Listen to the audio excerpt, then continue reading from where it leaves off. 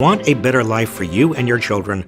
Join a union. The media say unions are the institutions that brought us the weekend, the middle class. I say capitalism created the middle class, and employers competing for the best workers brought us the weekend.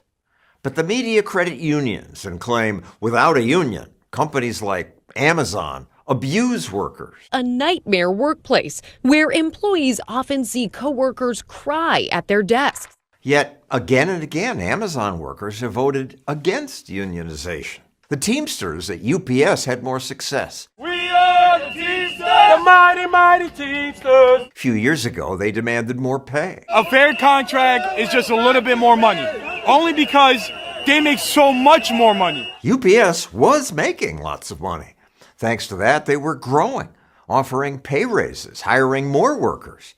But the Teamsters wanted more and threatened to strike. What could potentially be one of the largest and costliest strikes in decades. So UPS gave in. Full-time UPS drivers will now earn an average of $170,000 a year.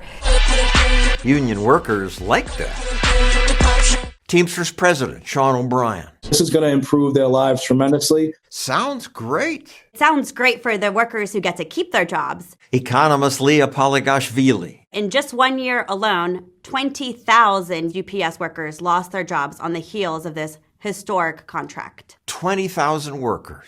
They will lay off those 20,000 workers and close a number of facilities. Closing over 70 facilities. UPS lost a lot of their business and their volumes to their competitors. That was the result of what MSNBC called collective bargaining at its finest. These headline-grabbing union deals are delivering short-run sugar highs with long-run hangovers. And UPS is just one example of this. Shipping freight all across the country, trucking giant Yellow Corp. Yellow Corp was one of the biggest carriers in America.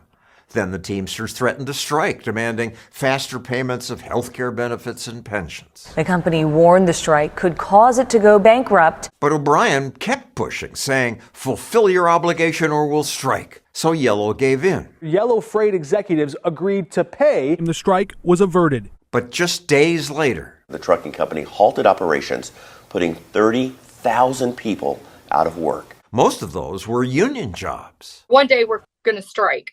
And within 4 days, we lose our job. The union knew its demands could kill the company, but they were shocked when it actually happened. Do you feel responsible for the 22,000 Teamster jobs that are being lost? No, not at all. No, not at all. No, not at all. No, not at all. No, not at all. Just got to a point where they were so mismanaged. And that's true.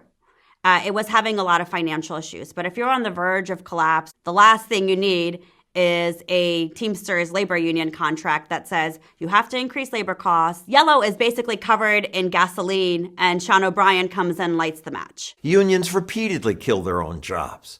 The same year Yellow went bankrupt, the United Auto Workers boss told his members, stand up and strike. Union strong! Union strong! Pretty soon, layoffs at plants across the country are starting up because of the strike. When I grew up, Midwestern states were called the Steel Belt.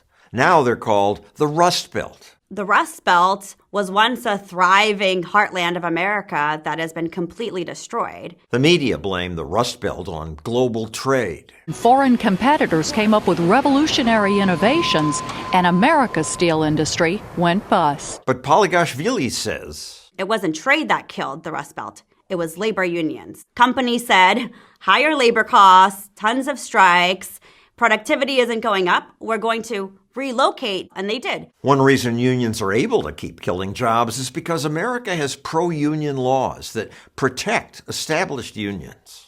If you are a worker at a unionized workplace, you can't say to the union, I don't want to be part of this collective bargaining agreement. I want to work directly with my boss. That's prohibited. Yeah, I tried that when I first got a job on television, and I was shocked to be told, no, you may not. If you don't join the union, we have to fire you. That's exactly right, yeah. In 24 states, employees can be forced to pay union dues even if they reject union representation.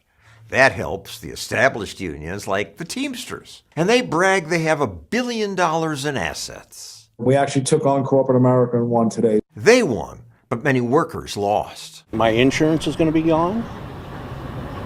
I have medical bills I have to pay. Don't know where I'm going to come up with that money. But I think it's a great victory for the labor movement. We invited Sean O'Brien to come here, give your side of the story. His people said he was too busy.